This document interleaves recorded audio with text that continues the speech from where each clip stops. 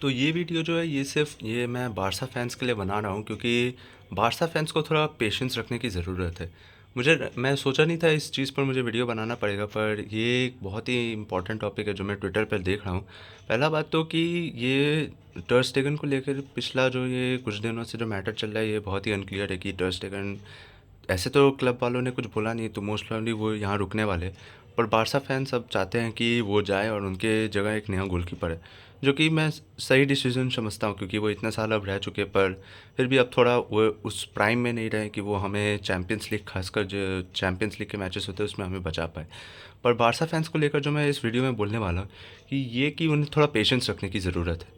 ना वो किसी प्लेयर के तरफ, ना ही कोई मैनेजर की तरफ ये कभी भी ये पेशेंस दिखाए हैं। जावी जब शुरुआत में आया था 2021 में, तब बारसा फैंस जी जानते हैं सिचुएशन हमारा कैसा था। हम 9th पर थे लीग पे। वो उस पोजीशन से हमें सेकंड पर लेके गया। अगले साल हमें 2 ट्रॉफीज़ जितवाए जिसमें से एक ला लीगा था। और अब ये सीज़न आते-आते ही एक मतलब उसकी भी गलती नहीं है, एक डीएम नहीं है उसके पास, पर फिर भी बारसा फैंस ऐसा बिहेव करने लगे कि वो मतलब उसी के कारण सब कुछ ख़राब होने लगे, जिस कारण से उसे ये डिसीजन बनाना पड़ा था कि वो क्लब छोड़कर जा रहा है। ऑल्दो मतलब उसके बाद हमारा टीम का फॉर्म थोड़ा इम्प्रूव भी हुआ और उसके जैसे ही उसने ये अनाउंस किया कि वो स्टे कर रहा है, थोड़ा इम्प्रूव भी हो गया सिचुएशन।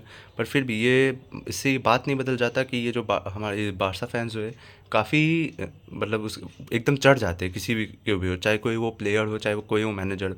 अब जैसे अब 2016 16 की बात करता हूँ, जब 16 नहीं 17 की, जब नेमार छोड़कर जाने वाले थे क्लब और उसके जगह डेम्बेले आए थे। तब सब बारसा फैंस डेम्बेले को ऐसा पोर्ट्रे कर रहे थे कि वो तो नेमार से भी ज़्यादा अच्छा निकलेगा, नेमार से भी ये। फिर 19 में ग्रिजमैन आए तो सेम केस हुआ। पर अल्टीमेटली वो दोनों साइनिंग्स फ्लॉप हो गए। तो पहला मैं तो ये कहना चाहूँगा कि इतना एक्सपेक्टेशंस ना रखे भाई, कि जो प्लेयर आ रहा है पहले उसे उतना परफॉर्म करने दें, उसके बाद ही एक्सपेक्टेशन उससे कुछ बना कर रखें।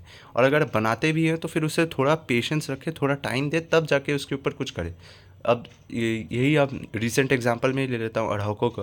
अराउको का पीएसजी के अगेंस्ट जो हमारा चैंपियंस लीग का जो होम मैच हुआ, उसके बाद से ही सब उसे ऐसा दिखाने लगे कि उसी के कारण हमने मैच हारा।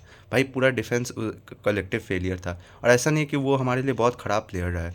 पिछला जो सीज़न था उसमें हमारा डिफेंस का probably the most important defender रहा। फिर टर स्टेगन भी अभी उसका फॉर्म ख़राब गया, पर उसका पिछले साल उसने ज़मोरा ट्रॉफी जीता, वो लीग का बेस्ट गोलकीपर रहा था। और जब नया भी हमने उसे ख़रीदा था बोरुसिया मॉन्चेनग्लैडबाख से 2015 में ही शायद, तो तब भी वो हमारे लिए हमारे ट्रेबल का बहुत इंपॉर्टेंट हिस्सा था। और इनफैक्ट 2017 तक वो काफ़ी अच्छा गोलकीपर भी था। 18 और 19 का यूसीएल जो नॉकआउट हम हुआ उसमें मानता हूँ कि उस हमारी गलती थी। पर फिर 20 और 21 में हमारा डिफेंस एकदम ही निहायती घटिया था, जिस कारण से वो अकेला कितना कर लेता भाई। और हमने ये खुद भी देखा है कि बार्सिलोना में पिवट का रोल कितना इंपॉर्टेंट होता है। और पूरा ना सिर्फ अटैक ना सिर्फ डिफेंस, मतलब गोलकीपर तक का भी फॉर्म उस पिवट पर डिपेंड करता है। तो ये पिवट का ना होने से सिर्फ ऐसा तो नहीं है कि अटैकर्स ने हमारा सफ़र किया, गोलकीपर भी जो था, जो टर स्टेगन, उसने भी सफ़र किया है। ठीक है। तो मैं ये समझता हूँ कि हाँ ठीक है, टर स्टेगन को शायद अब हाँ हो सकता है कि उससे अभी हम मूव ऑन करना चाहिए। पर फिर भी at least he deserves the respect for what he has done for the club. मैं ये ज़रूर समझता हूँ कि बारसा फैंस को थोड़ा थोड़ा कूल और थोड़ा काम रखने की ज़रूरत है, थोड़ा पेशेंस चाहिए।